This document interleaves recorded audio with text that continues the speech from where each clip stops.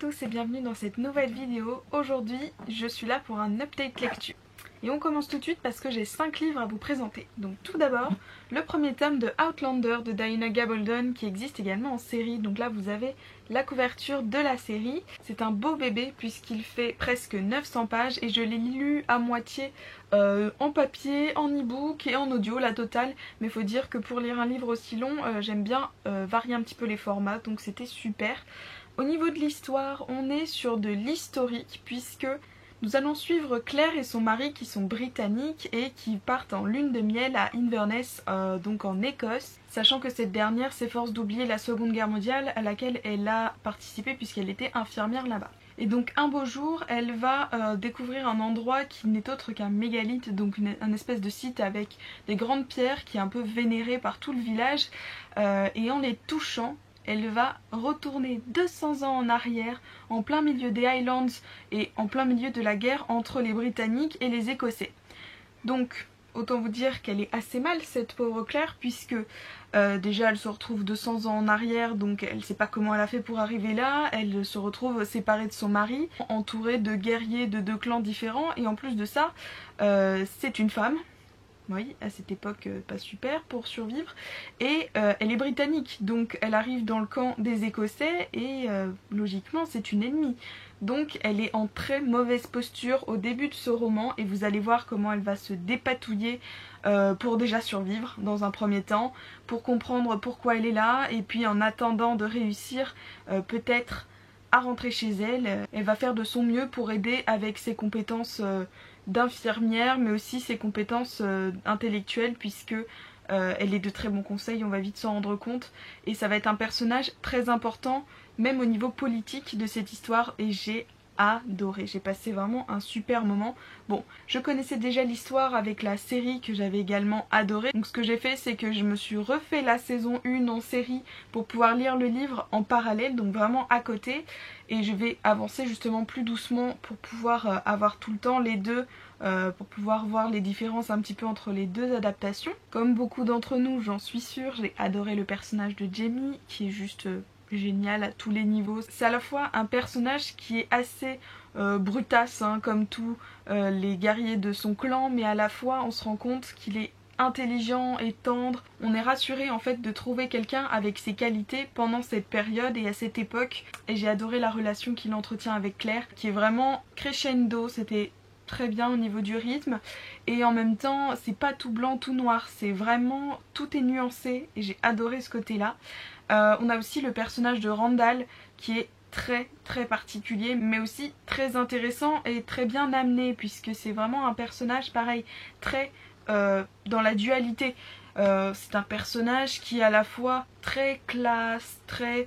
Vous voyez un petit peu, c'est le général anglais, hein, donc là on s'attend à un stratège très sage, très calme, un peu snob, les clichés quoi.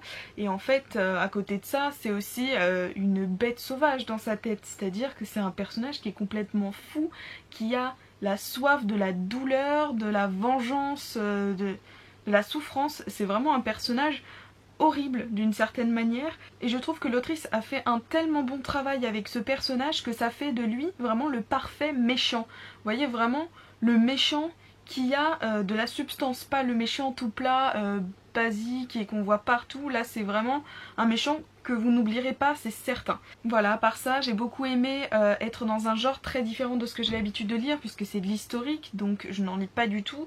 Et pourtant j'ai beaucoup aimé ma lecture, c'était quand même très lourd on va dire puisqu'il y avait beaucoup de descriptions et pourtant c'est tellement addictif que ça passe plutôt vite malgré toutes ces pages. Et puis la petite touche de fantastique là-dedans, ça rend le truc vraiment génial et très original. Je vous conseille à fond autant le livre que la série. J'ai vraiment passé un excellent moment, foncez.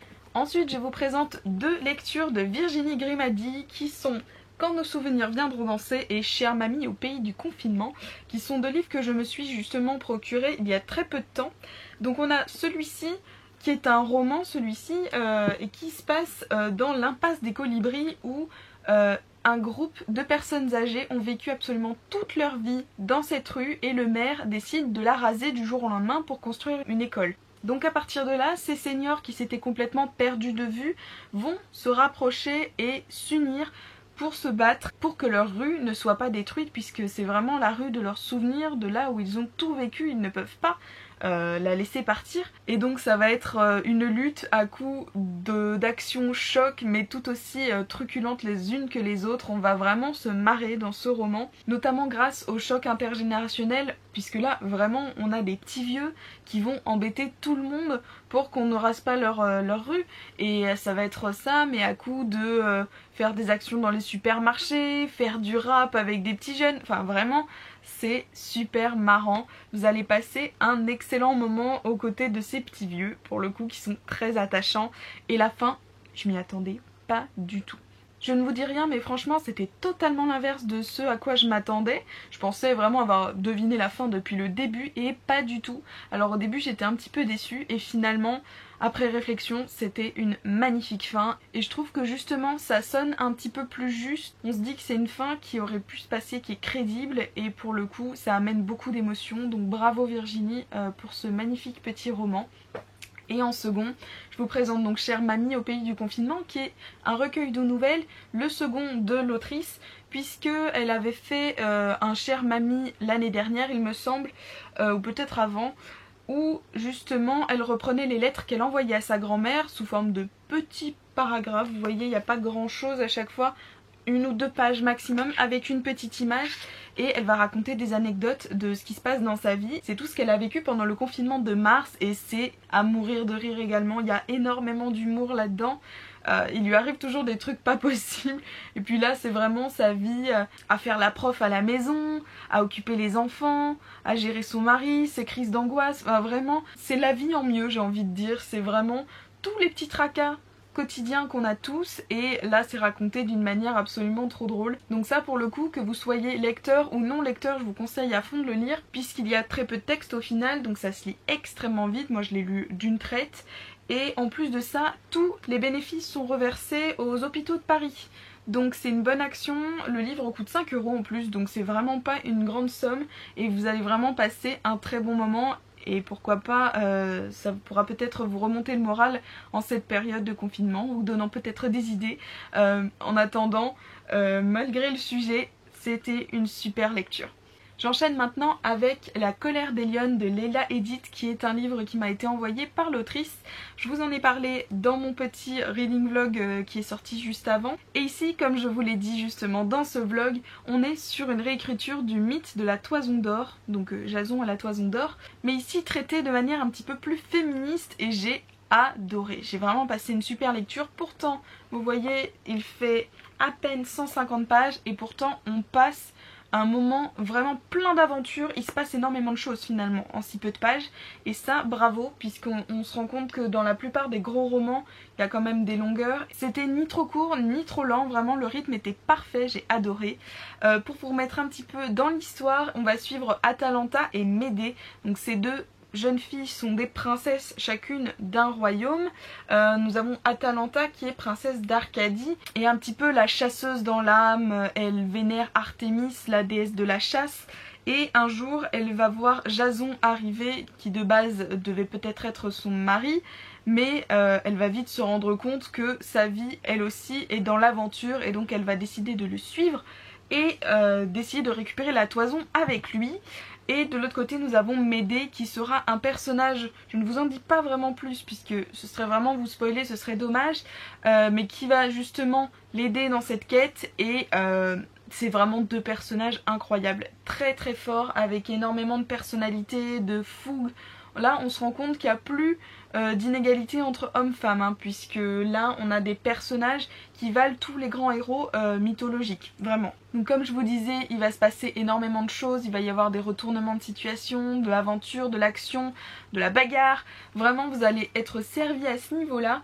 Et en plus de ça, vous avez voilà des personnages géniaux et des relations peu communes mais très appréciables. C'était totalement la surprise pour moi, mais c'était bien traité, donc j'ai beaucoup aimé. Donc en gros, si vous aimez les réécritures de contes, la mythologie grecque, les personnages puissants, l'action, l'aventure, foncez sur ce livre. Et en plus de ça, en ces temps de confinement difficile déjà pour les auteurs, vous allez soutenir cette autrice qui est indépendante. Et en tout cas, c'est une autrice qui mérite vraiment d'avoir plus de visibilité puisque ses romans en valent vraiment le coup. Pour l'instant, j'ai cru comprendre que ces romans n'étaient disponibles que sur Amazon, donc pour le coup, la règle qui dit qu'il ne faut pas lire sur Amazon, c'est totalement faux, hein, puisqu'il y a des auteurs qui ont besoin de cette plateforme pour vivre, et c'est le cas de cette autrice.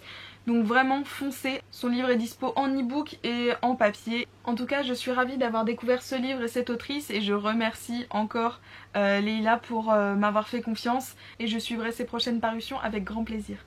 Et enfin, dernier roman dont je vais vous parler, c'est La Maison des Morts de Sarah Pinborough, qui a fait des étincelles dans mon vlog puisque c'était une totale déception. Je crois même que c'est la plus grande déception que j'ai eue en 2020. Alors pourquoi ? Alors déjà, il faut savoir que j'avais acheté ce livre il y a quelques années parce que c'est un magnifique objet livre, et vous voyez, vu le style, on s'attend à quelque chose de très sombre, très Halloween, hein. Donc moi c'est pour ça que je l'avais sorti exactement la semaine d'Halloween pour être dans le bain, et ça n'a pas du tout été le cas. Alors en fait, si vous voulez, on nous vend le livre comme étant une histoire où des enfants sont enfermés dans une grande maison qui ressemble à un manoir, et où l'étage est un sanatorium, et donc les enfants qui sont malades et qui sont choisis montent au sanatorium et ne redescendent jamais. Donc on s'attend vraiment pendant tout le roman à avoir des explications sur quelle est la maladie, qu'est-ce qui se passe dans ce sanatorium, est-ce qu'ils font des expériences, enfin, vraiment on s'attend à un truc hyper glauque quand même, hein. On s'attend presque à un film d'horreur. Donc voilà, moi pendant tout le roman je me suis posé des questions sur ce qui se passait, j'étais vraiment très curieuse, c'est vrai que ça m'a vraiment intriguée. Et donc à côté de ça, on va suivre ces adolescents qui vivent presque normalement en fait dans cette maison, à part qu'il y en a voilà qui s'en vont, mais sinon pendant tout le roman on va uniquement s'intéresser aux relations entre les personnages. On a l'impression que c'est la cour de récré en fait. On va suivre vraiment le quotidien, les petites magouilles, les petites histoires, les petits potins entre ces adolescents, ces enfants, mais on n'a aucune info sur la maladie.